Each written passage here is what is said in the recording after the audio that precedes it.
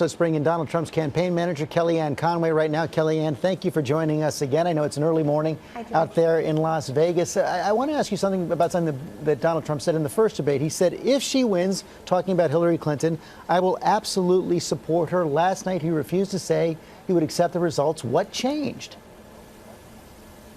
I think it's the same statement in this way, George. He's saying that until the results are actually known, certified, and verified, he's not going to concede an election. He just doesn't know what will happen. I imagine if you had asked Al Gore in 2000 if he was going to respect the election results, he would have said yes. He actually called to concede the election to Governor George W. Bush, called back to retract the concession, and then, as you know, George, we had 6 weeks until the Supreme Court of the United States decided who the next president would be. But I just think Donald Trump is also putting people on notice that if there are irregularities, if there's voter fraud, if there's large-scale malfeasance that's committed, that he's not just going to not want to investigate that. But we have to see what happens. I think that if you look at his first statement and this one taken together, you see somebody who's willing to accept the election absent widespread fraud. But that's not what he said. And what you just said something important right there. You said that Al Gore, if you would have asked him before the election in 2000, will you commit to supporting the winner, he would have said yes, just as every single candidate in American history has. That's not what Mr. Trump did last night. He was asked specifically, are you willing to commit to the principle of the peaceful transition of power, that the loser concedes to the winner? And he says, I'll tell you at the time. He wouldn't do something that every other candidate has done. Well, he loves the country, and it's why he ran for president, and he respects the principles of democracy. It's just that he can't say what's going to happen. If the election is very tight, if it's just a few votes here and there, if, as was the case in 2000, George, if one state like Florida is less than 600 votes, as was the case then, we just don't know what will happen.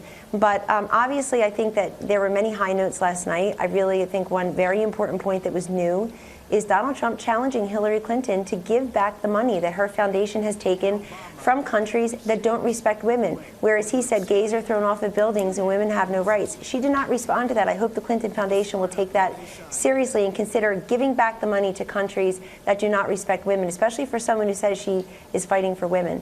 And we'll take those questions of the Clinton campaign right there. But let me just, so Mr. Trump, his position right now is that he's not going to commit to accepting the results in advance of November 8th. That is rock hard.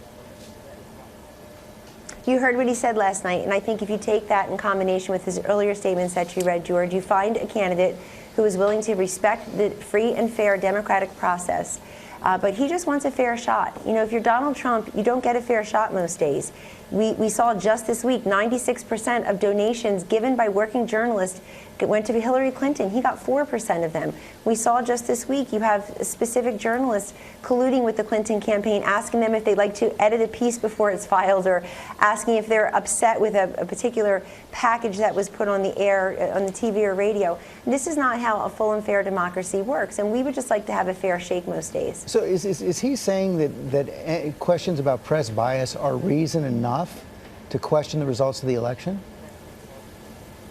No, what he is saying is when you talk about a rigged, corrupt system and you talk about somebody who's been there for 30 years as an insider, you can't possibly look at that person and say, there's a change maker, there's someone who's going to adhere to democratic principles, there's someone who's actually going to improve the economy, defeat radical Islamic terrorism, make our schools better. I mean, Hillary Clinton last night was talking about all the problems we have in this country, people in poverty, millions without health insurance. Those are very serious problems, but if you've been there for 30 years, you can't be part of the solution. You are part of the problem. 19 days left. Donald Trump's still behind, according to most polls right now. What more can you all do to shake up this race? So you saw a very strong debate performance last night, George. These polls will tighten. You see Donald Trump flew overnight to get to the battleground state of Ohio. He'll be competing there, North Carolina and Florida tomorrow.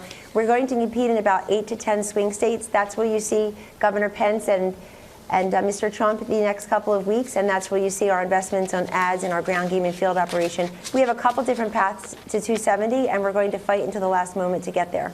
Kellyanne Conway, thanks for joining us this morning. All right. Thank you.